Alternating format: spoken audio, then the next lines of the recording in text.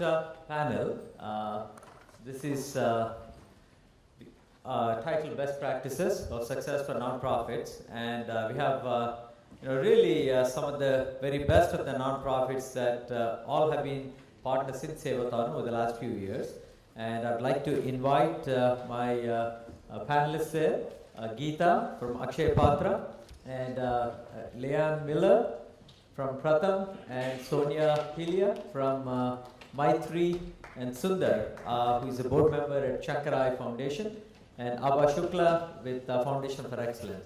And I'll have the privilege of moderating this session. I'd like to start off just with each of you, perhaps introducing your organization. While it may be familiar to many of the folks here, and also tell me a little bit about kind of your personal story. How did you get involved in this, right? I know for some of you, Sonia, if I know it correct, you're actually the founder for the organization. Oh, okay, all right. Then, and what might have drawn you to this world of whatever cause that you're involved with, right? In addition to what your organization does, so that way it kind of sets a framework for a conversation. I represent Akshay Patra Foundation. In India, there are almost 70% of the families who struggle to survive with the income of $2 per day. And this affects a lot of millions of children. 61 million children, 61% of these children, 61 million children in India are malnourished. Akshay Patra is trying to solve this problem. Akshay Patra is a midday meal program where we provide hot, nutritious and unlimited food to the government school-going children.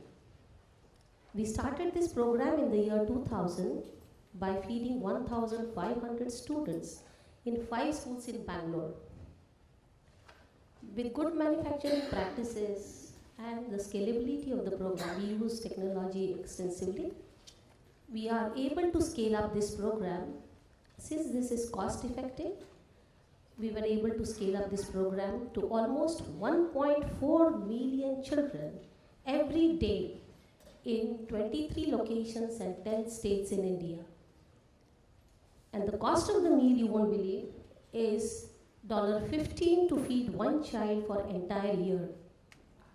And that is schooling year I'm talking about. And our mission is to feed 5 million children by 2020. I got involved in this organization as I visited it 15 years back. I was in the US and I visited this organization. I was so amazed to see their operations, and I was not believing that they are feeding 1,500 students. That was also, huge number for me.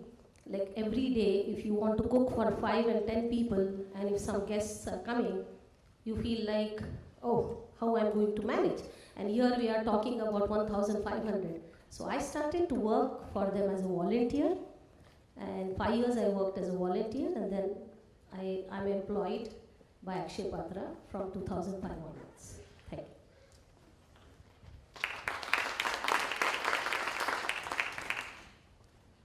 I'm Sonia Pelia, and I'm the president of the Board of Governance of Maitiri. We are a local-based nonprofit in Santa Clara County. We will be celebrating 25 years of serving the South Asian community next year, February. In these 24 years, we have received over 35,000 phone calls to our helpline. We work primarily with survivors of South Asian survivors of domestic violence, cultural alienation, trafficking, and elder abuse. And I know many of you may be familiar with our work, and for the rest of you, it may be a shocker that we have domestic violence and elder abuse in our community. But a study was done in Boston of a South Asian group of women. They reported 41% of domestic violence in their lives, 41% of the women. The mainstream statistic is 30%. And in these 24 years, we have 12 staff, we have $1 million budget, we have a transitional home which provides a managed program for women to get back on their feet. We acquired this through a capital campaign through the community.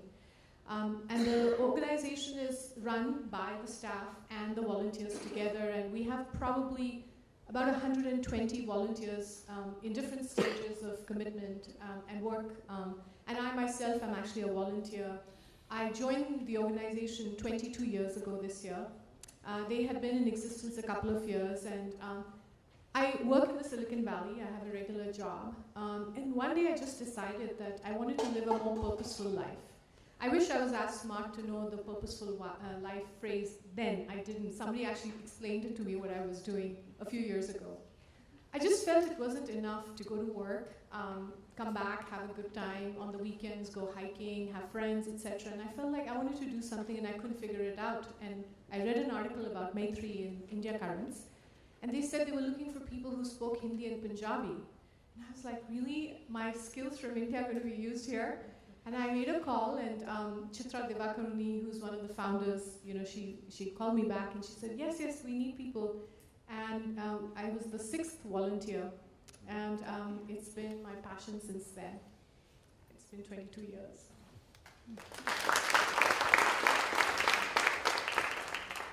Hi, I'm Leanne, and I work with Pratham USA.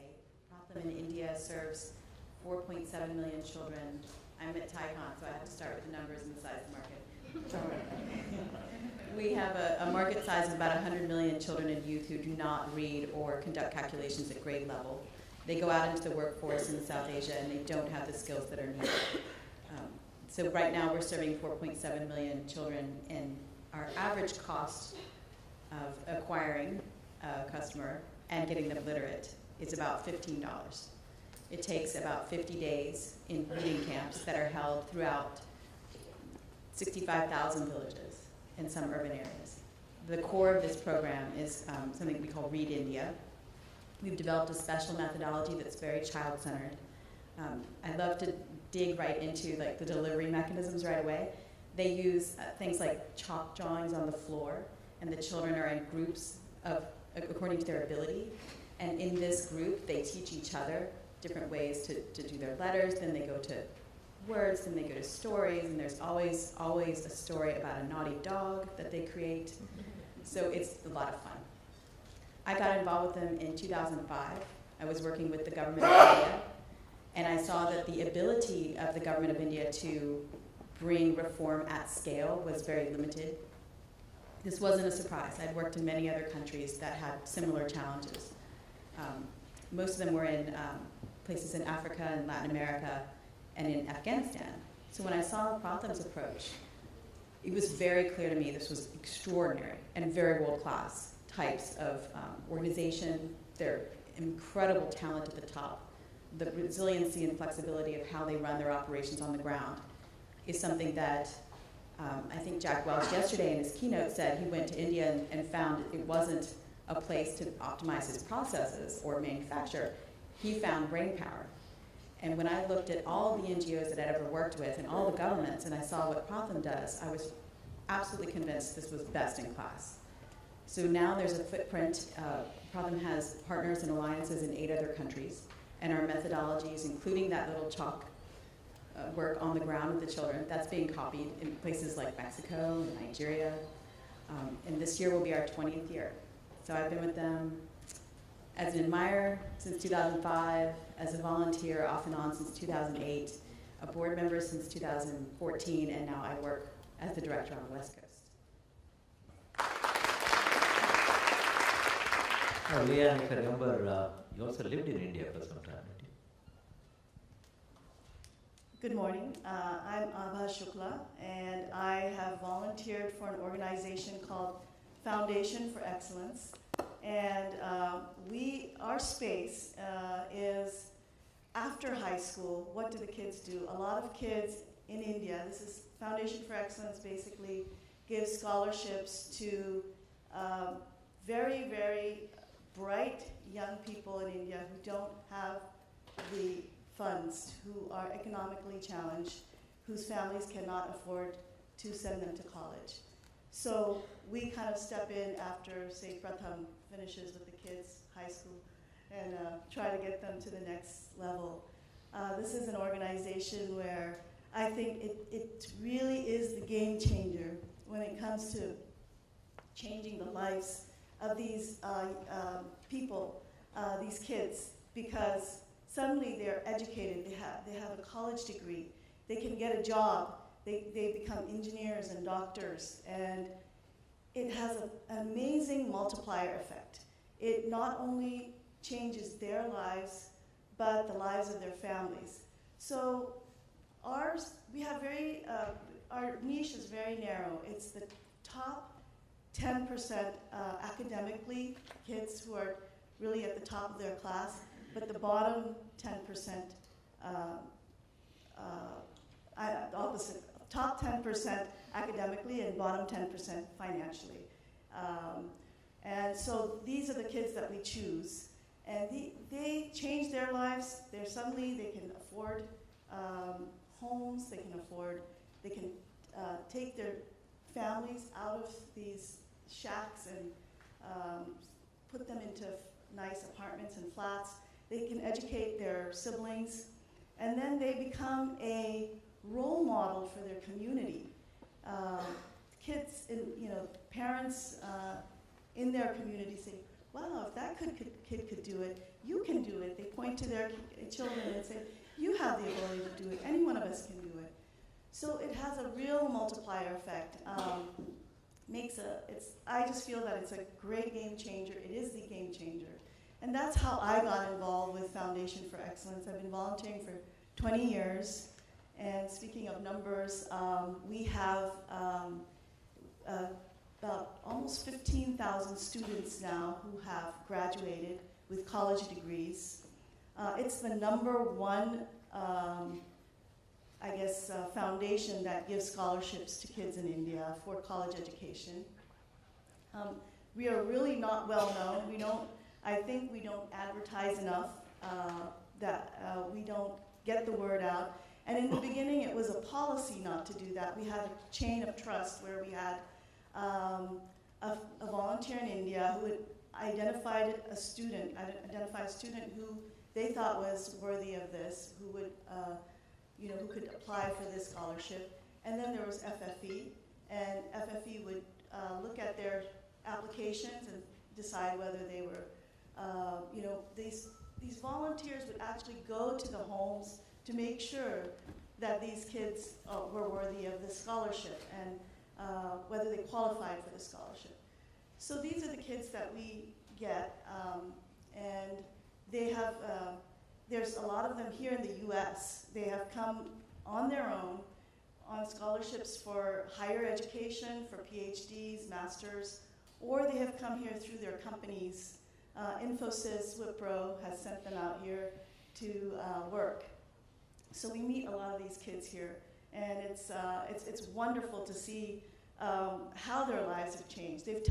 At our annual fundraiser, they tell their stories about where they were and how far they've come. Their mother was a single mom, seamstress, trying to, with maybe a $600 a year income, and now she's living comfortably in a nice flat. Son is taking care of her.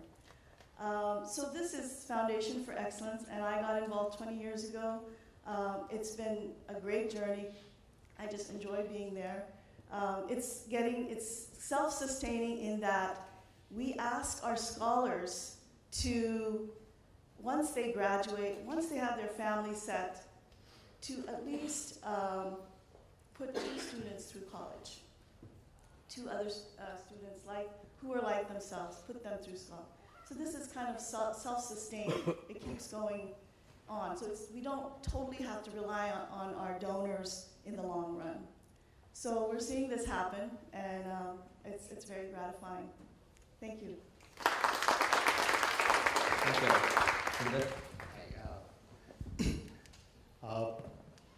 I'm R. Sundar, one of the board members of Shankarai Foundation. I'll position the story a little differently. I think everyone in the Bay Area would at least know of Shankarai Foundation. So those of you all who have not bought tickets for the Shan concert, please do so. Now, my association with Shankarai Foundation started in 1999. My classmate at REC, Murali Krishnamurthy. He started Shankarai Foundation here, and he approached me and he said, Sundar, would you be a board member for Shankarai Foundation? And my answer was no. And he was like, why? We're doing something good, and why would you not be part of this? And my thing was, I said, most of the NGOs I've seen have good intentions, have very good intent, and have good people, but poorly managed and very inefficient and not necessarily the most optimized. So I said, but I did promise him one thing. I said, Murli, I will, when I go back next time for a board meeting, I'm also the founder of Mastech, an IT services company, so I keep visiting India back and forth. So when I go next time to India, I will go visit the hospital in Coimbatore, and we'll see what happens. Needless to say, I went there and completely blown away by the quality of the operation that is being conducted at Shankara. It was one hospital, one eye hospital being done, headquartered in Coimbatore, doing about 25,000 eye surgeries a year. And once I came back, I told Murli that I made a small contribution and then came back, and then I was very excited to be part of the Shankarai Foundation board. But most important, from then, the Shuttle Story is a unique story between the US and the India delivery arm. Murli, myself, and a couple of other board members were driving the US arm. And jointly, we came up with this Vision 2020 by the year 2020. And how many of y'all are familiar with that? Okay, yeah, good. Because, so our dream was, after we saw that operation that was doing so well, we felt that this deserved to be scaled all over India. And in the year 2000, we coined this thing that we wanted to set up 20 hospitals all over India, each performing 25,000 surgeries, doing 500,000 free eye surgeries a year. So that was kind of the dream when we were just one hospital doing 25,000 surgeries. And happy to state that last year we did over 150,000 surgeries. This year we'll be doing 170,000 free eye surgeries. And when we say free, it is totally free for the poor. There's not a single penny charge. And we have 9 hospitals today. So now we have to get into what I call the 5th year, where we have to go for rapid replication, because we're already in 2015. So we have another 5 years, and we have still another 10 hospitals to go. So it's been an incredible journey. And some of the principles and so on and so forth I will cover in the later part. Thank you. Thank you, Sundar. Yeah. There have been comments in some of the earlier panels and also on the keynote about whether we should call this social entrepreneur or not. And so let's just kind of dig into that a little bit, this track. To me, the for-profit world is very Darwinian, right? You don't deliver value, you don't exist. Sometimes you get acquired or you just shut the business, right? Because you don't have a choice. So in the non-profit world, how do you build that accountability into your organizations? Because you don't have M&A here either, right? By and large. Maybe the government is acquired at some point if these things do well. So if you share some elements of sort of how do you build that accountability on a day-to-day basis? Because obviously each of you have been fantastic examples of such, organizations that really have been at the forefront. While I'm familiar with some things that each of you do, you can just dwell on that. And I don't need everybody to comment on it, or whoever is comfortable. So we can get more questions. Go ahead. Sure. From the Shankara perspective and from the Shankara lesson, I can say a couple of things. Actually, in one sense, every nonprofit is very, very accountable, because in some sense, they have to depend upon donors for their next year's existence, because most nonprofits are not revenue generating. So to that extent, they have to keep the donor base happy. They have to deliver to the donor base. Whether efficiently or inefficiently is a different thing. But they have to go back, just like clients, they have to go back to the donor and manage that relationship pretty well.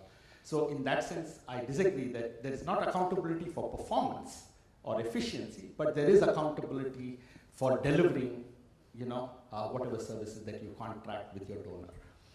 But I think the key principle for us at Shankara was, when we struck the vision of 20 hospitals all over India, it seemed like, and we were just starting up the fundraising efforts in the US. So it just seemed gigantic. Building 20 hospitals may cost $100 million. It's not that big a deal. But to support the running of 20 hospitals every year is a mind-boggling funds that we'll have to raise every year for just surviving, not just to do anything, but to survive. So we came up with this simple, being from the valley and being associated with a lot of people, we came up with our famous spreadsheets, and we figured out that if we could do 10 free surgeries or 15 paid surgeries, okay, if we could do 15 paid surgeries, we could cross-subsidize 85 free surgeries. So 20 paid surgeries, so 2080 model, we call it the reverse 2080 model. So we came up with that on a spreadsheet first and then piloted it in our first paid come free hospital, made that work, and that today, out of our 9 hospitals, I would say 4 of our hospitals are completely financially self-sufficient. Okay, so they do not depend upon donor money, so we just depend upon donor money for capital. And it takes us 5 years for every new hospital to be self-sufficient. So it pretty much is like a business plan of a for-profit organization. Only thing, instead of paying dividends or generating profit, what we are doing is we are plowing all the money into providing free eye care for the poor. So, thank you. So at Maitiri too, I think to say that we are not accountable to the public, I think you raise a very good point that I think reputation is very important for us. But there's also benchmarks, especially if you receive government or foundation grants. So for us, about 50% of our budget comes from foundations and the federal government and cities and agencies. And they have very stringent requirements, right? Like how is the money being spent? Where is the money going? What did you ask this money for? But I want to tell you an interesting thing. There's a lot of agencies that rank and rate nonprofits also, in the US in particular. So we have an example where, they look at your operating costs. Now, Maitiri is a little different that we provide direct services in the US to clients. So all of our money stays here and we spend dollar for dollar. So if we raise $1, we spend that dollar. And so they look at, this benchmark looks at what is your overhead. So at Maitiri, our overhead is at 5%. So we are operating very, very, very close to the bone, for example. The Red Cross's operating overhead is 12%. But foundations and the government expects that our overhead, because we provide direct services, can run between 15 and 20%, is acceptable to them. But to us, it's not acceptable because we feel every dollar we raise is with so much blood and sweat and tears that we personally feel that, we want our overhead even to be lower. So that's a benchmark we measure ourselves against. Other benchmarks we measure is how many more people have called us year over year, how much more outreach are we doing. Benchmark for us, for example, which is very unique and would not be true for most other agencies, is when there is a domestic violence call in the Santa Clara County and the police is there, they usually hand out a Maitiri card if the person is South Asian, if they think the person is South Asian. For us, that's a benchmark. That did the person receive the services? Did they call us? Sadly, some of our benchmarks can be very heartbreaking. When we had a transitional house which had only 6 beds, it was always fully occupied, and we had a waiting list of 10 to 12 women waiting to get into the program. It's a 9-month program. Well, we did this capital campaign 10 years ago almost and raised $1.8 million, out of which 600,000 came from the community. And we thought, 9 bedrooms, that means we can have 9 women there, no waiting list. Well, 7 years later, we have a waiting list again of 10 to 12 women waiting to get in. So these are our benchmarks, that our services are good enough, that people want them. And I think you have to figure out what are the benchmarks, what are the accountability, what are the measurements for each of these organizations, which can be very unique. Anybody else? Sure. Yeah, there's also, your donors are your VCs, basically. And your product is, in your case, rooms for women. In our case, it's scholarships for these kids. So that's our product, and education is our product. So we have that. That is something we need to look out for. In our case, we're lucky we have a major donor who takes care of all our overhead. So every dollar that people donate goes directly to the students. We're really lucky in that. We don't have a lot of overhead, and we just have one small office in Santa Clara and a small office in Bangalore. And we try to operate just as all of us on the minimum so that we can deliver. Excellent. Well, it sounds like they all agree that the social impact is different from the traditional for-profit entrepreneurial world, although you bring a lot of those principles to this world, right? Anything you want to say, Geeta? Yes, definitely. Is that okay? We have two aspects of measurement and evaluation, and the first one is about the secret sauce, which makes Prothom so strong. We have options to take a big chunk of money from, say, a billionaire, but then that means there's a lot of assumption that there will be some direction taken from that money. Because we have such strong operating procedures on the ground that meet the needs of those children on the ground, we tend to diversify our funding. That's the secret sauce. The most important funders are individual contributors. They are the bulk of what we call our innovation money. They're not going to tell us they know best. They're going to say, we trust you. And part of our accountability is keeping a high-touch relationship with all of us, including our different board members, and HK's here. And he's been a wonderful leader, and Amar's over there. He was our past president. These are the folks who live and breathe Prothom as much as I do and know just as much, and they all go and visit overseas, and they come back and they report again and again what is the quality of the experience of a child on the ground. And in our case, government is the major stakeholder for us. So we get almost 50% of the funds from government. So there are stringent rules, and we have to be accountable for it, and we are transparent. And we get 50% we try to raise from all the donors and the companies. So all the stakeholders, like, we are accountable, and we should be more accountable because every dollar counts. Yeah, obviously, I love and respect everything that you guys do, and I'm a big believer in that. That's a question that does come up often, in the sense, in the for-profit world, your beneficiaries are your customers who are voting with the pocketbook.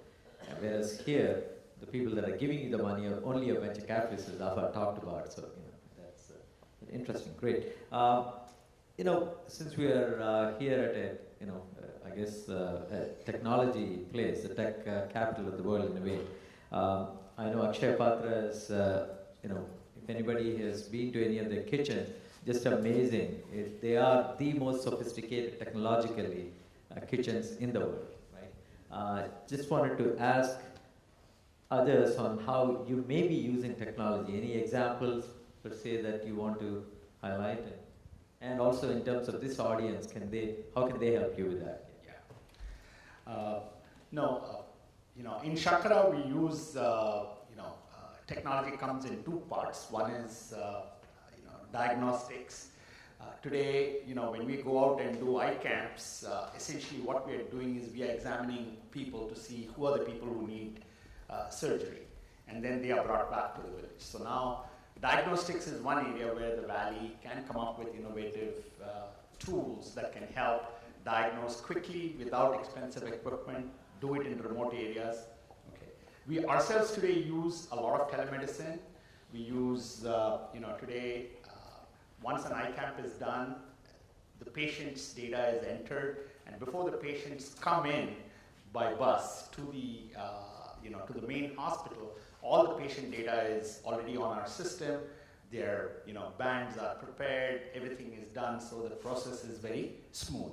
Similarly, it takes, for an eye surgery, The way the flow is set up, pretty much like Akshay Patra does in terms of the food, we have to do, imagine doing 500 odd surgeries a day. You know, it's a lot of surgeries. I don't think anyone realizes what the magnitude is. So for example, the way the operating table is set up, the way the goods move, the way everything moves is very, very scientifically done so that we are able to perform a surgery in 6 minutes. A similar surgery with full protocols will take in Stanford. We had some of our doctors come and visit the Stanford hospital. Same surgery will take 2.5 hours in here. Not because they don't know how to do it, but because the protocols are so stringent and they don't do that many of them here, whereas there we are doing it in thousands. Okay. Yes, Sonia, you wanted to say it? I will talk about technology that you're not expecting, which is Facebook. So, you know, it's interesting. Part of our work at Maitiri is to change the world in terms of gender equality, to how people are treated, human rights, you know, domestic violence, elder abuse, etc. And what we have found, people are so shy of talking about these issues. They're very uncomfortable issues to talk about. They're very difficult things to confront, that here we are this model minority. You know, what the net worth of all these people in this conference probably is like many, many billions, right? Yet to confront the fact that we have violence in our homes. So we found that we've created this Facebook page, and here's the phenomenon. So we share, and I encourage you all, because my outreach coordinator will ask me, did you tell them to like the Facebook page? It's Bay Area Maitiri. But here's the really interesting thing about technology. The technology is there where you are, right? Instead of us trying to convert everyone and say these are bad, these are issues to be discussed or changed, our attitudes to be changed. We have had such an incredibly difficult time about people liking our Facebook page because they don't want to admit that they are actually, you know, liking a Maitiri page which talks about these difficult issues. Yet our posts get thousands of reads. They get thousands of people who read them. And very briefly, so our coordinator was picking up her son at school, at a private school. They go to, I think, Stratford or Challenger.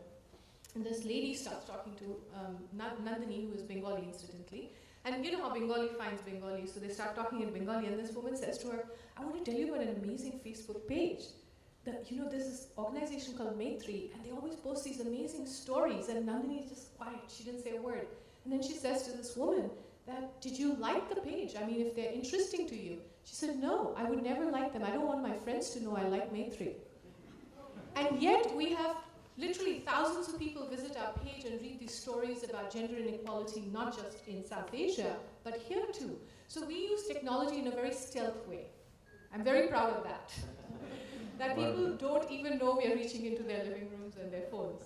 Well, that's a very effective way to do that, yeah. I know we may not have too much time before we'll just open it up to audience questions. But just one question again in sort of the same theme of bringing the principles of business and entrepreneurship to the social challenges, right? How do you attract, nurture, and keep the stream of volunteers? Because my sense is all the organizations here, and for the matter any other successful nonprofit, does rely a whole lot on the volunteers. So what are some of the things that you guys do that have worked very well, if you may kind of give some insights again for the benefit of others who are trying to emulate the success of these, best in class. We have two sets of volunteers. One is in India, and it's at some points 46,000 youth and women and men who are teaching. And then over here we have in the order of tens of thousands, and that's because we really have a high engagement with our individuals on teaching them what we're doing and why it is in a very different way. I guess this is differentiation in the market, segmentation of market, that we talk about how we go to scale and how we want to do a systems level change, and we partner with state governments. Once people understand that this is a broad scale effort, they tend to be attracted to the size of the change that they can be a part of. And once they're activated, it becomes a whole family affair. Everybody's kids get involved, and there's all kinds of stories of intergenerational now that the teenagers have grown up into being young professionals. They're giving back in the thousands, even when they're quite young. I have a computer science student at Stanford who regularly gives almost $3,000 a year, and she's a grad student because they're just so passionate about what we've been doing. And now she's organizing our on-campus presence, but all the way up through folks who have been retired and are now, Rajpalji's here, and he's been going back into a specific program that he's developed in Pune and completely helped mentor the different staff that Prathama had there. So it's a range. We are very flexible, very flexible. We do have volunteers, like every company has a volunteering hour contribution. So different companies, they collaborate with us and they come and volunteer for us. You won't believe that we require 6 tons of vegetables every day in our kitchen. So for the pre-processing, employees from different companies, they come and they want to sort, grade, wash the vegetables, and few people from Cognizant had gone to purchase vegetables with our team. And they came and told us that, you know, what people were talking about is, oh, pick up those carrots. These Akshay Patra people will come, we won't get any carrots here. So it's like, because we pick up almost in tons, so 6 tons means 2 tons of, we try to put 4 vegetables in our sambar every day. So we require a lot of vegetables, and that was the feedback from some of the employees. Then we do have some employees who go and teach the students in the schools. So GE, there's a company, GE, General Electric, all the employees, they decide and they divide the time from Monday to Friday, and they go and teach some subjects like computer science or English or mathematics to the students. And one volunteering service which I would like to mention from Cadbury, like Crafts Food, they had dedicated one whole week, like since 3 years they are doing it, and they dedicate this week and they called it as Make Delicious Difference Week, where all the employees will cook the food in their campus and distribute this food to the government schools in their areas. Thank you. Right, thank you. So, sorry, you wanted to say something? Go ahead. I just wanted to talk about how we get our volunteers. It's usually word of mouth. Once people meet some of our scholars and find out how their lives have changed, they just want to be involved. It's just so inspiring for them. And on top of having these volunteers, our scholars themselves, once they're on their feet and independent, they become volunteers. It's kind of, you know, self-sustaining. They become volunteers, they become donors. So this is our way of getting volunteers. Okay, great. Yeah, of course. Yeah. For Shankara, in the service delivery arm, which is the hospitals and everything in India, there are no volunteers, they're all paid positions, so we have to pay market rates, and we pay better than market rates to keep the medical doctors and so on and so forth. So there the challenge is pretty much like a corporate. You know, how do you manage their performance? And even though they're doing free surgeries for the poor, they are fully paid. No one is volunteering, no one is this thing. However, the incredible talent we have in the Bay Area is the whole US fundraising works purely on the power of volunteers. And I think Shankara is blessed with amazing volunteers that we have. And I think one of the reasons why we have such a wonderful volunteer force is that everyone wants to make a difference. And if I look at the valley and the energy of the valley, everyone wants to be associated with something big. And I think the best thing Shankara could have done in the year 99, 2000 was Vision 2020 by 2020. It is that big vision that drives, we think, one of the causal reasons why, volunteers continue to be with us. And every hospital that we, complete, there is a big cheer. We webcast it from India to the US, and there's a big cheer from the volunteers. So volunteers are everything. Yeah, you bring up a very good point there, Sundar, about sort of setting this mission or the vision statement. Once again, if you look at the most successful companies, they always have a very distinct vision that really sort of excites the organization and of course their customers. And yeah, great. I don't know how much time, if any, we have. I think we are pretty much at the.